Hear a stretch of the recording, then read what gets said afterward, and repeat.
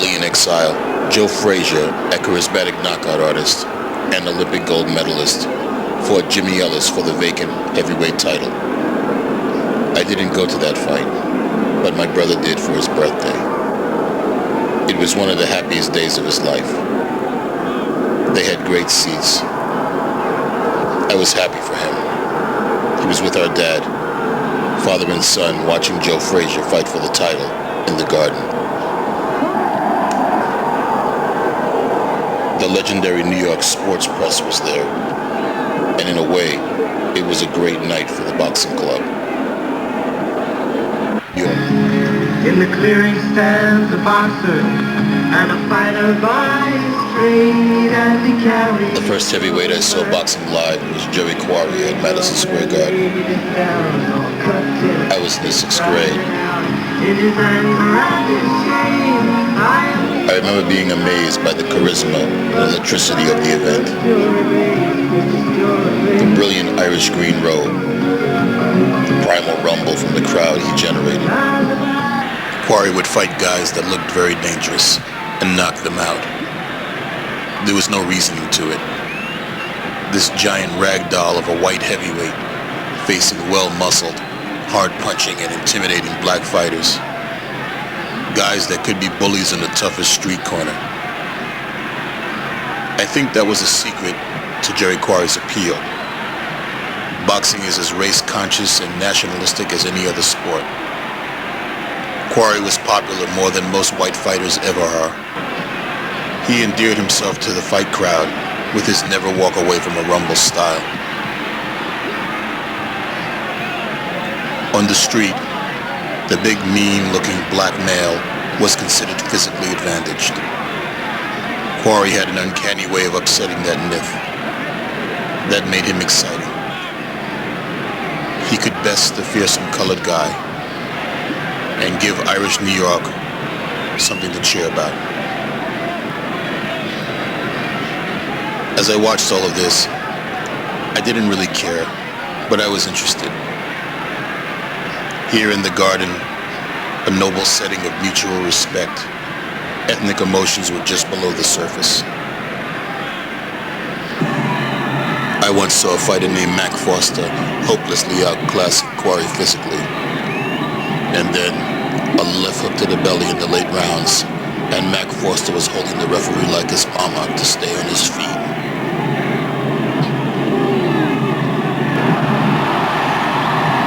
And the blood roar of Irish New York would shake the earth.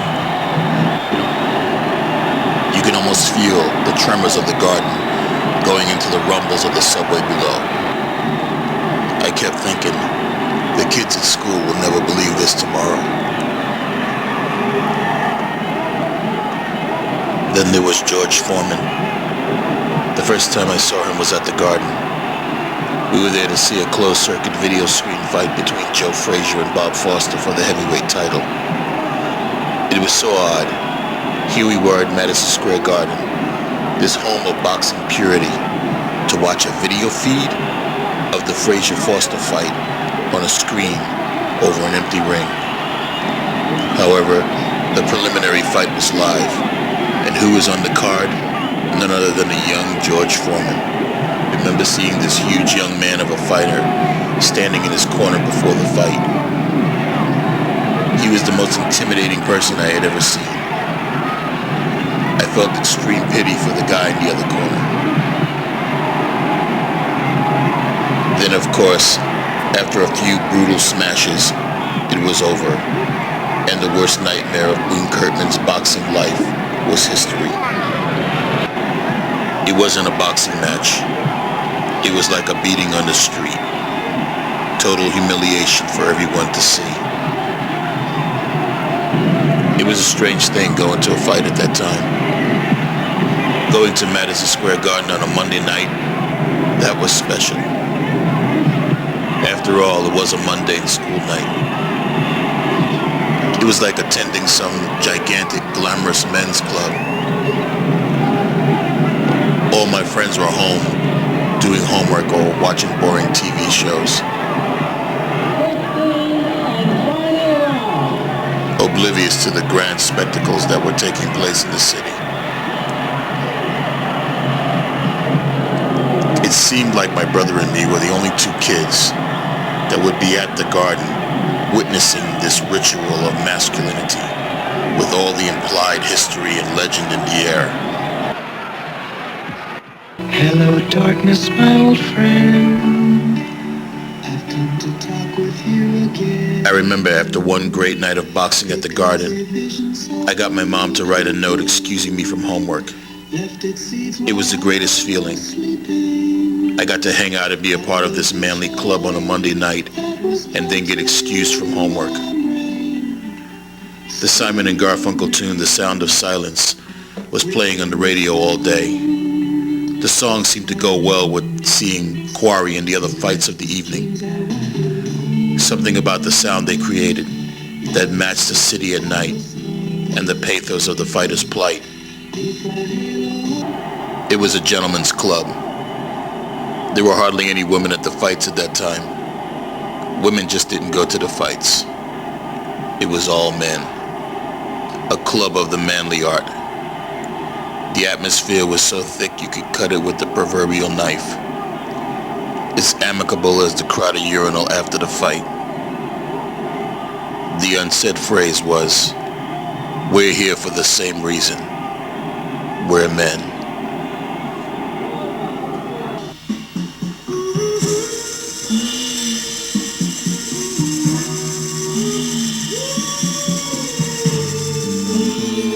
This was the stage that the first fight between Ali and Frazier was set.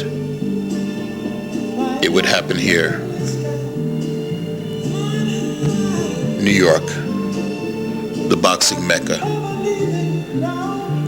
I remember how the subway was connected to the Garden and Penn Station. The smell of trains, hot dogs and coffee, mixed in with the constant aroma of fame, money, and brutal failure,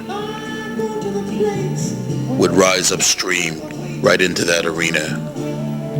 And likewise, the departed spirits of the great fights that took place would filter right down into those trains and newsstands and seem to disperse in that subway air and its symphony of life's struggles, the hustle and the bustle, the real world.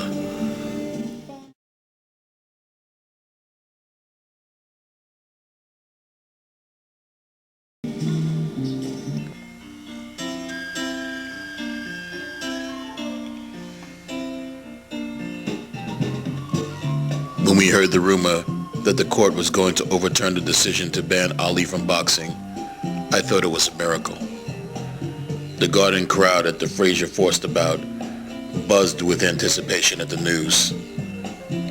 Would I now get a chance to see the greatest finally and live down my refusal of those live tickets to see his last fight with Zoro Foley in the Garden? The fight was set with Quarry, and it was perfect.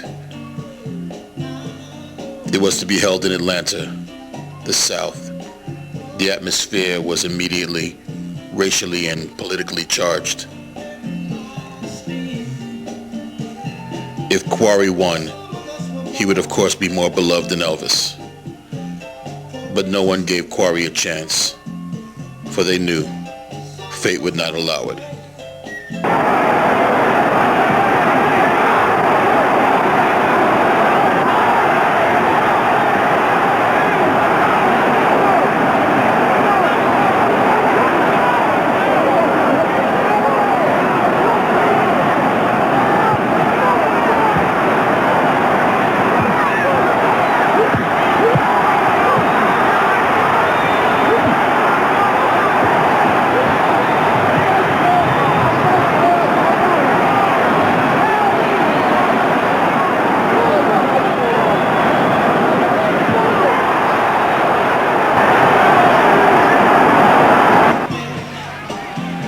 It was so perfect watching the spectacle of a live boxing match with your dad, learning about the science of the ability to rumble, learning about the game of competition, the sport of going the distance, the mind over the matter, the equity of preparation, the dignity of bravery.